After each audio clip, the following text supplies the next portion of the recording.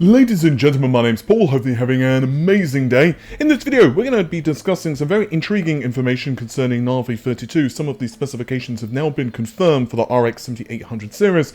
Plus, we're going to discuss some very interesting comments from Sony as well as Microsoft concerning their next generation consoles like the PlayStation 6. Basically, they are not coming anytime soon, and this certainly does hint that a mid-generation refresh is going to be on the way. And we're going to discuss all of that after this message from the video sponsor. This video is sponsored by Opera GX, the first browser designed specifically for gamers. Opera GX is available for both mobile and desktop, and you can unify your preferences across both platforms by connecting the mobile and desktop versions. Mobile users can download it now by scanning the QR code on screen. One of the most interesting features of Opera GX is the GX control option. This allows you to control how much RAM the browser uses, so you won't have any Google Chrome memes gobbling up your RAM and impacting performance. Plus, you can even limit the amount of CPU performance that Opera GX uses as well, allowing you to really get the most out of your machine. And GX control also has a network limiter option, allowing you to directly control the amount of bandwidth that the browser consumes. In this example, we're downloading AMD drivers. With Chrome, it will automatically gobble up all of the bandwidth it can, but with Opera GX, you can limit it. Here, I've limited to just 3 megabytes per second.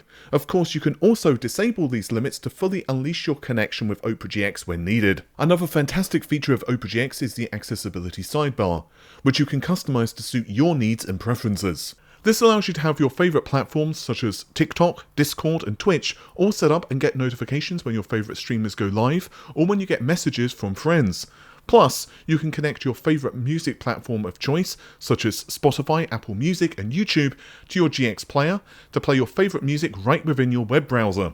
So take control of your browsing experience with Opera GX, available for your PC but also on mobile for both Android and iOS. Either way, it's a free download. Simply visit the mobile store, click the link in our description, or scan the QR code on screen right now. So this information is actually official. It is actually from AMD themselves in a roundabout way. It is on the ROCm repository. Now you can take a look at the repository yourself. I will leave a link to it in the video description, along with Kepler L2, who was the first to find it, at least to my knowledge.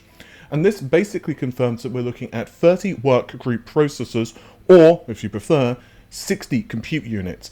Now, this has been a long-rumoured number. In fact, Astronomics and I think myself basically put this out, and we're looking at 4 MCDs, if the information is correct. Now, this essentially means we're looking at 64 megabytes of Infinity cache, and for those wondering, yes, the MCDs themselves are identical between Navi 31 and 32, albeit, of course, in terms of the quantity of them, it is reduced for Navi 32.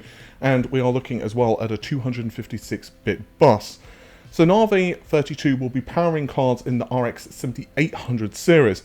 And I wanted to also add some interesting information that I've personally been hearing recently. Now, as some of you know, or at least the rumour has been, that the RX 7900 series Navi 31 was supposed to hit higher clock frequencies.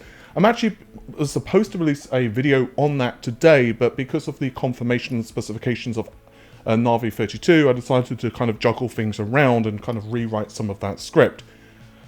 Anyway, from what I understand, Navi 32 actually fixes some bugs in RDNA 3, and it basically means that the silicon itself clocks higher. Now, I don't really want to mention clock frequencies in this video because at the end of the day, they are targets. We're not talking about final silicon, but from what I understand, they are substantially higher, perhaps, and we probably will hit, yes, 3 gigahertz plus. This means that there is some intriguing possibilities. One source has actually told me that in some games and applications, AMD are basically simulating that Navi 32, or at least the 7800 series, could potentially beat or at least get quite close to Navi 31. Navi 31 will be receiving a refresh, and I'll be discussing that in a video probably the next couple of days. And my schedule has been interesting recently. As many of you know, there's been stuff going on the channel. But basically, it's going to be a very interesting situation with RDNA 3, and that's not even including NVIDIA. I've already been hearing some very weird stuff that we might even see an RTX 40 refresh of sorts, and that could be, I suppose you could call them supers.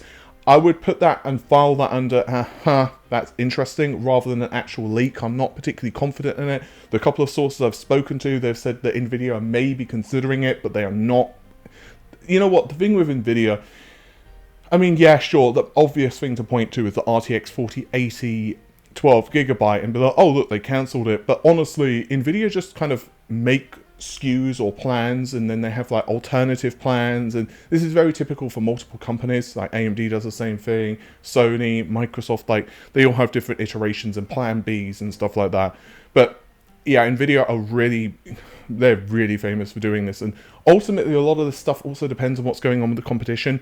As you may know, it's going to be very interesting to see the prices of the, the battle between the RX 7000 series and RTX 40. I think NVIDIA are probably going to have the ray tracing advantage by a considerable margin. At the end of the day, I haven't seen benchmarks, independently, and I would really stress, personally speaking, if you have the money and you can buy an RTX 4090, fine. But if you've got like $1,000 to spend, personally, this is my personal opinion, don't buy diddly crap. Just wait. I don't care about the Black Friday deals. Like, dude, fair enough. If someone comes up to you and offers you like an RTX 3080 for like $50, fine. But, generally speaking, I just wouldn't recommend buying anything. Just wait to see what AMD are going to do. It, in my personal opinion anyway, it's the better way to go. Now, I want to move real quick onto the PlayStation 6, and I mean, what the hell do you call the next Xbox? I mean, is it going to be the Xbox, I don't know, Jack in the Box? Is it going to be called the Xbox Turbo? Who the hell knows? Like, I wish Microsoft had a more consistent naming convention with their consoles. But as many of you know, there is there's a lot of shenanigans, excuse me, I can't say the word, shenanigans going on at the moment with Activision, and Sony and Microsoft are basically saying how great the other company is doing. It's actually kind of entertaining, especially if you're like me and you don't really have like a leg in it, you own all consoles. But what's really interesting actually is that during these official documents, they've essentially made it kind of clear that we're not going to be seeing a PlayStation 6, I'm just going to say PS6 because I don't know what the hell to call the Xbox. But yeah, we're not going to be seeing a next generation console from either company until like 2028 most likely. Frankly, you can do like a very brief look at the, what it would take technically to give a sizable performance advantage over, let's say, the PS5. And you can say, well, gee, doubling the performance is not going to be enough, right? Like, if they doubled the performance of, let's say, the PS5, sure, that's impressive, but it's not enough to call it the PS6. It's not going to be a generational leap, and it's going to take a while before they can do that in a form factor and also a price which makes sense. So that means like RDNA 3 isn't going to be it, Jack. It's not going to be enough for like a PS6. It's going to have to be the RDNA 4, or I mean, that's assuming they don't go with like another company entirely. For all we know, it could be like, Disney get involved in GPU production, obviously being silly, but so I personally think most likely this does solidify the PlayStation 5 Pro rumors that have been circulating, including for myself and next generation Xbox, and I'm pretty certain at this point that both Sony and Microsoft are working on a mid-generation upgrade. I'm working on a video for that at the moment because I'm trying to get some solid information. Plus, also I want to do some speculation on what RDNA 3 will mean for the consoles, because there's actually quite a lot of interesting stuff. The stars are aligning actually, especially if you look at the supposed ray tracing performance of RDNA 3. You look at the FP32 increase, and then you look at the performance targets that I released for the PS5 Pro. Now, they are targets, and at the end of the day, I wouldn't be surprised if they're either higher or lower. Sony, as well as Microsoft, and Nintendo as well, have kind of jiggled around with specification targets, like, what was it, the PS4 doubled the memory? Yeah, it's like 4 to 8. And I think the Xbox One went from 800 megahertz to 853 for its GPU, and 1.6, I think, from the CPU to 1.75 or something like that. And of course, but that was for the Xbox One, and, God knows what else. So it's going to be very interesting, and it makes it even more complicated because, of course, Sony and Microsoft will no doubt add in a crap ton of customization. It makes it really difficult to know with like a mid-generation refresh, because obviously at the end of the day, the console still needs to be capable of playing, let's say, PS5 base games or Xbox Series base games. So it's going to be very interesting in that regard to see what they do. But there are a number of very interesting things which are lining up for all the companies. I'm actually really... I personally think that we're going to see them next year. I think we're going to start, well, at the very least, we're going to start to hear some heavy rumors, which would also mirror roughly the time schedules that we saw for the PS4/Xbox One.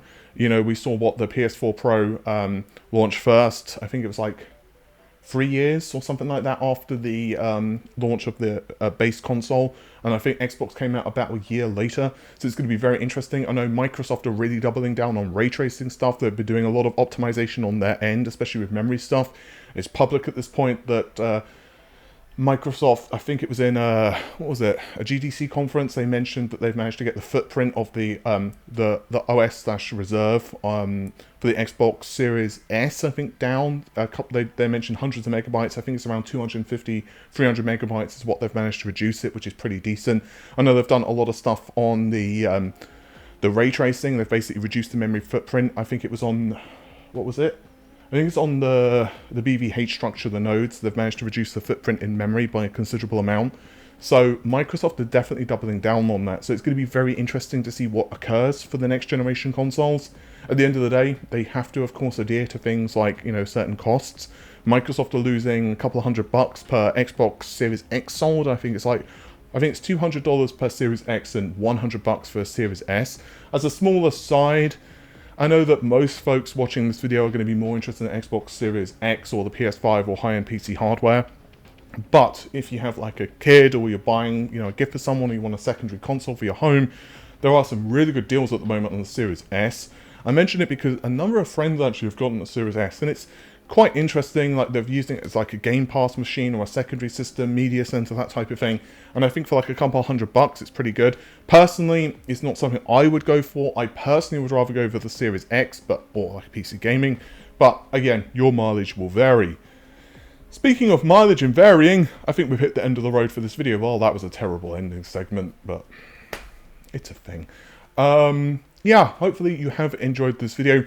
If you did, it's YouTube, you know what to do. Also, a quick belated Turkey Day. Happy Turkey Day to all the American viewers. I hope you've had an amazing time.